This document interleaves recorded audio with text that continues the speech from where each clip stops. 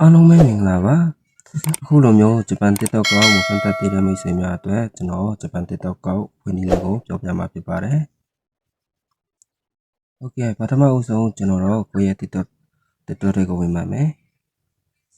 ဝင်ပြီးတော့လို့ရှိရင်ဒီဗီဒီယိုမှာ profile လို့ရှိရင်เนาะ area တွေကိုဝင်ပါမယ်ဝင်ပြီးတော့လို့ရှိရင်ဒီမှာအပေါ်မှာညင်၃ချောင်းလေးရှိတယ်เนาะအဲ့ဒီကိုဝင်ပါမယ်ဝင်ပြီးတော့လို့ရှိရင်ဒီမှာအောက်ဆုံးမှာเนาะ setting ဆိုတဲ့နေရာလေးရှိတယ်အဲ့ဒီနေရာလေးကိုကျွန်တော်တို့ဝင်လိုက်ပါမယ်လိုက်ပြီးတော့လို့ရှိရင်ဒီဟာလေးကိုဒီလိုမျိုးအပေါ်တင်လိုက်ပါမယ်တင်ပြီးတော့လို့ရှိရင်ဒီမှာ switch အကောက်လို့ရှိရင်เนาะအဲ့ဒီကိုကျွန်တော်တို့ဝင်ပါမယ်ဝင်ပြီးတော့လို့ရှိရင်ဒီမှာအောက်မှာ desk အကောက်လို့ရှိတယ်เนาะဒီထဲကိုဝင်ပါမယ်ဝင်ပြီးတော့လို့ရှိရင်ဒီမှာเนาะကျွန်တော်တို့ location ပြောင်းပေးရပါမယ်ဂျပန်ဆိုရင်ဂျပန်မလေးရှားဆိုရင်မလေးရှားကျွန်တော်ကတော့ဂျပန် TikTok ကောက်ဝင်မှာမလို့ဂျပန်လို့ဒီမှာကြောင်းထားတယ်เนาะတကယ်လို့ဘဝမဆန်ချင်မှုဒီအပေါ်ကနေရိုက်ရှာမရှိလို့ရတယ်เนาะဒီလိုမျိုး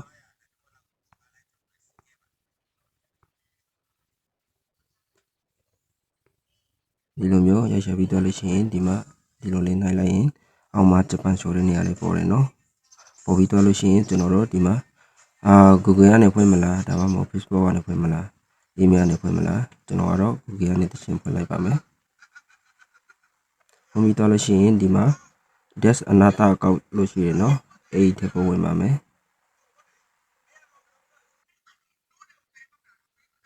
ပြီးတော့လို့ရှိရင်ဒီအောက်မှာเนาะ creative account လို့ရှိရင်เนาะဒီထက်ကိုကျွန်တော်တို့ဝင်နိုင်ပါမယ်ဒီမှာ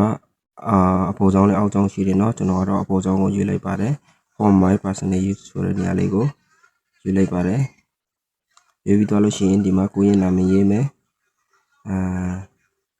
ဥပမာပေါ့ဘယ်လိုရေးမလဲကိုယ့်ရဲ့နာမည်ကလင်း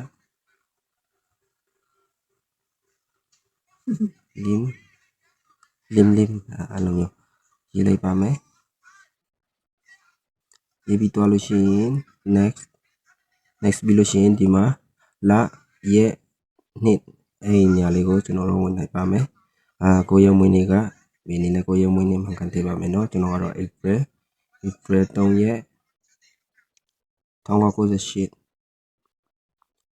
okay ပြီးတော့လို့ရှိရင်ဒီမှာယောက်ျားလေးဆိုလို့ရှိရင်မဲမိန်းကလေးဆိုလို့ရှိရင် female အဲ့ဒီနှစ်ခုတည်းကတစ်ခုရေးပါမယ်ကိုကယောက်ျားလေးဖြစ်တာမလို့နေဆိုတဲ့နေရာလေးကိုရွေးလိုက်ပါတယ်ပြီးလို့ရှိရင်ဒီအောက်မှာเนาะ next ဆိုတဲ့နေရာလေးရှိတယ် next ပြီးတော့လို့ရှိရင်ဒီမှာအပေါ်မှာပေါ်တယ်เนาะသူက auto ပါလဲ Gmail ပေးထားတာเนาะကျွန်တော်ကတော့ဒီအောက်ကscreenshot ရိုက်ထားမယ်အောက်က Gmail လေးကိုကြိုက်တယ်တကယ်လို့အဲ့နှစ်ခုတည်းကနှစ်ခုစလုံးကိုမကြိုက်လို့ရှိရင်လည်းဒီမှာအောက်မှာကိုရေးလို့ရတယ်เนาะကျွန်တော်ကတော့ဒါအချမ်းနေလုပ်ပေးတာမလို့ဒီတိုင်းပဲထည့်လိုက်ပါတော့မယ်ပြီးလို့ရှိရင်အောက်မှာ next ဆိုတဲ့နေရာလေးရှိတယ်เนาะပြီးလို့ရှိရင်ကိုယ့်ရဲ့ passport ထည့်ပါမယ် passport ကကိုဘယ်လိုဖန်တီးရမလဲတော့ရေးပြီးတော့လို့ရှိရင်အောက်မှာ next ဆိုတဲ့နေရာလေးရှိတယ်เนาะဒီမှာကိုယ့်ရဲ့ Gmail လေးပေါ်လာပါပြီเนาะပြီးလို့ရှိရင်အောက်မှာ next ဆိုတဲ့နေရာလေးထပ်လိုက်မယ်ဒီလိုမျိုးပေါ်ကိုဆွဲတင်မယ်ဆွဲတင်ပြီးတော့လို့ရှိရင် I agree ဆိုတဲ့နေရာလေးရှိတယ်เนาะအဲ့နေရာလေးကိုဝင်လိုက်မယ်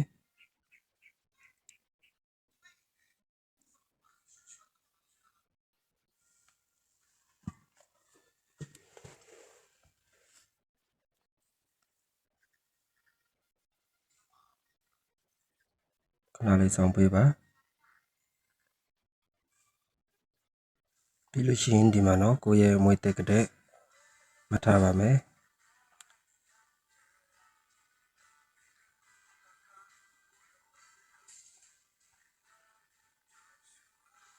ခုန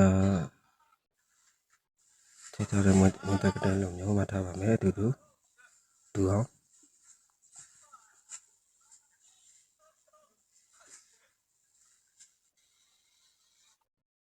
ဒီမှာเนาะကိုယ့်ရဲ့နာမည်နဲ့ကြာလာပါပြီဒီမှာเนาะကျွန်တော်ခုနဖွင့်ထားတဲ့အကောင့်လေးပေါ်လာပါပြီlim ရှစ်ချောင်းလေး